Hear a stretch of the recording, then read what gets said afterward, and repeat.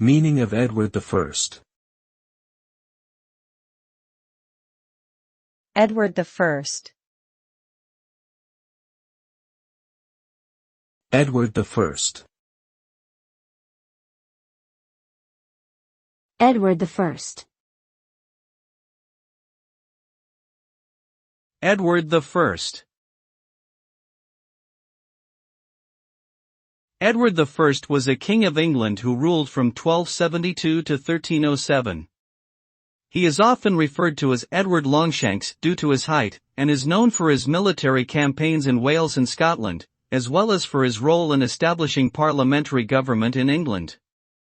Edward's reign saw the development of the English legal system and the creation of the Statute of Westminster, which further defined the powers of the monarchy and established the principles of English common law.